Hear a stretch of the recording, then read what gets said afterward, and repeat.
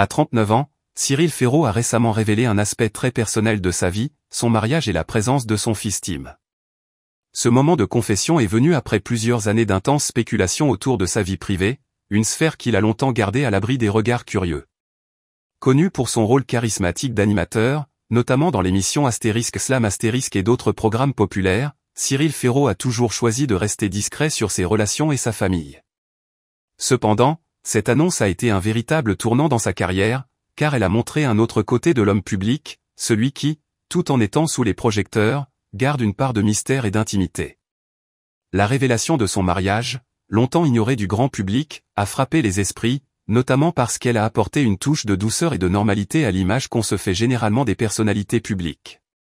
Si beaucoup de ses fans étaient au courant de son célibat présumé, la vérité s'est avérée être tout autre. En partageant les détails de son union, Cyril a permis à ses admirateurs de découvrir un aspect de lui qu'ils ne soupçonnaient pas, mais surtout de voir l'homme qu'il est en dehors de ses rôles télévisés. Il a précisé que son mariage, bien que discret, est une source constante de bonheur et de soutien dans sa vie. Mais ce qui a surtout captivé l'attention, c'est l'introduction de son fils Tim, un jeune garçon qui, jusqu'alors, était resté dans l'ombre, loin des flashs des médias. Le fait que Cyril ait ouvertement parlé de son fils a marqué un tournant, non seulement dans sa vie personnelle, mais aussi dans sa manière de se présenter à son public.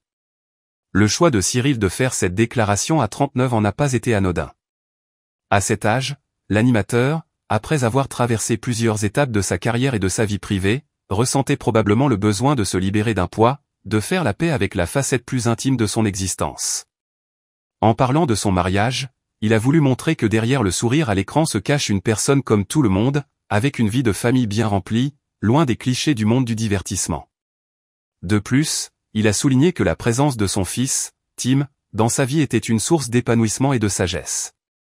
Cyril a mentionné que devenir père l'avait transformé, lui apportant une perspective différente sur la vie, sur son travail et sur ses priorités.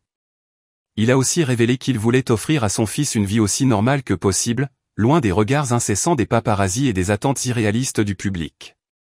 Pour Cyril, ce geste de transparence était aussi une manière de mettre fin aux rumeurs et aux spéculations qui, pendant des années, ont alimenté les tabloïds.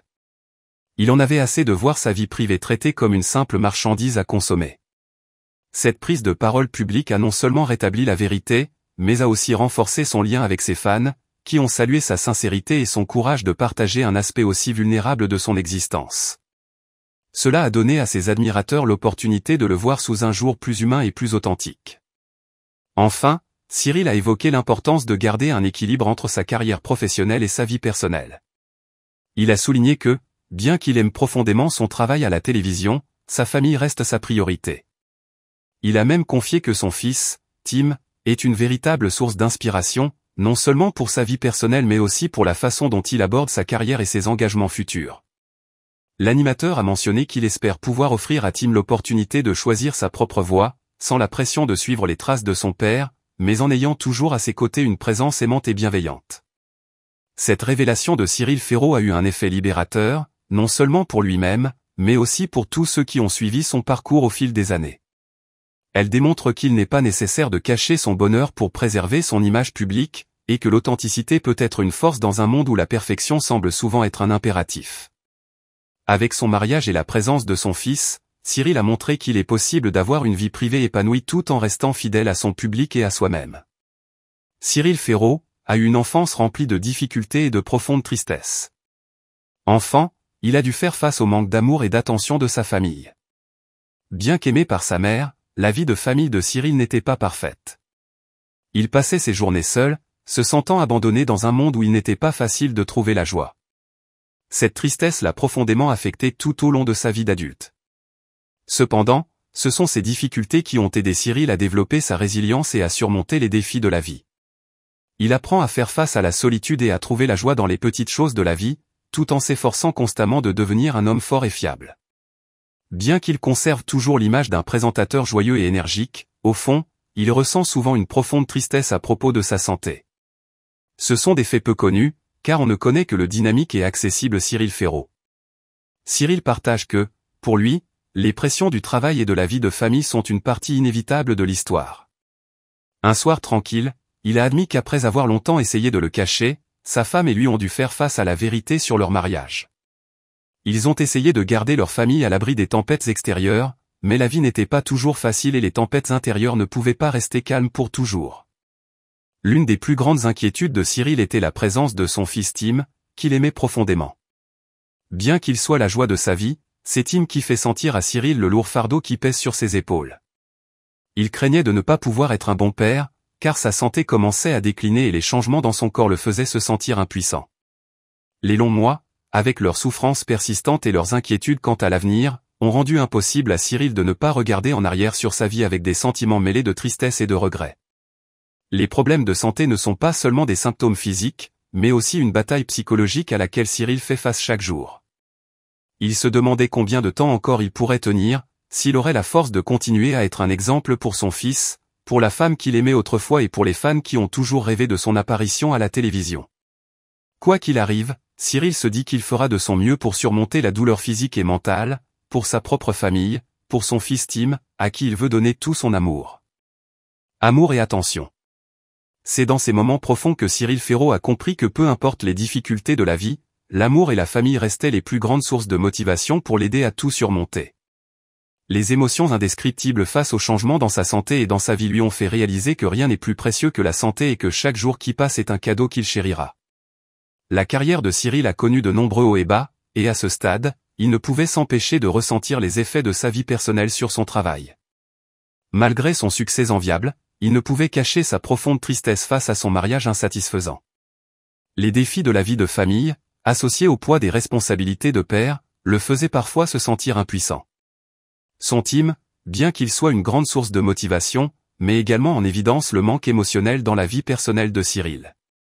Malgré ses efforts pour maintenir une image parfaite à l'écran, Cyril fait face à de dures réalités, son mariage ne peut pas continuer, et son amour pour son fils est parfois caché par des tensions dans les relations familiales.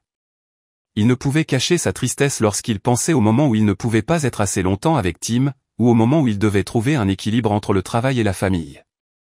Mais Cyril Ferraud n'a pas baissé les bras. Il a réalisé que la vie n'est pas toujours un voyage facile et épanouissant. À chaque difficulté, il a appris à s'accepter et à s'aimer davantage. Bien qu'il n'ait pas encore trouvé la solution parfaite pour sa vie de couple, Cyril sait que son amour pour Tim sera une grande motivation pour lui de continuer à exceller dans sa carrière et dans la vie. À 39 ans, Cyril Ferraud a partagé une partie importante de sa vie que peu de gens connaissent, en avouant la vérité sur son mariage et la présence de son fils Tim. C'était un geste courageux et émouvant, car il a partagé que l'amour et la famille sont les choses les plus importantes dans sa vie.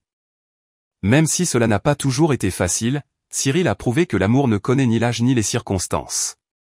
Son ouverture à propos de son fils Tim et de son mariage est un appel aux gens à vivre honnêtement et à aimer et à faire preuve d'empathie envers ceux qui les entourent, en particulier lorsqu'ils sont confrontés à des défis dans la vie.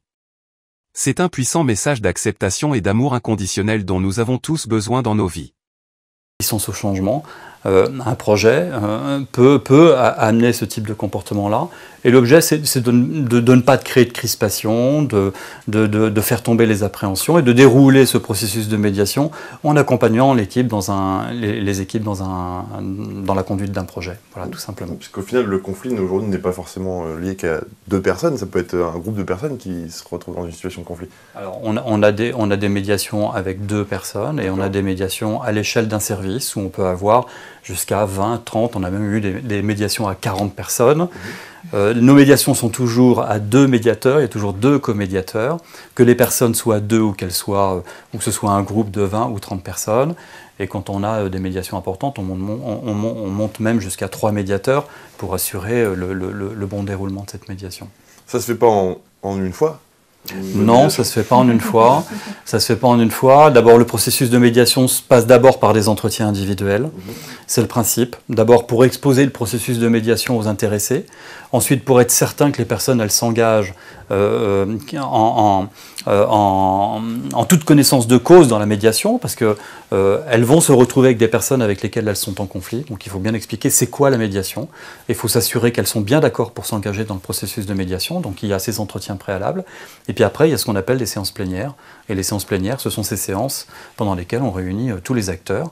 Des séances qui durent 2 à 3 heures.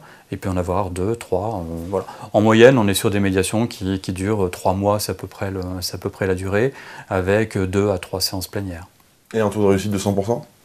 Non, on n'est pas sur un taux de réussite à 100%. Les taux de réussite, c'est 70%.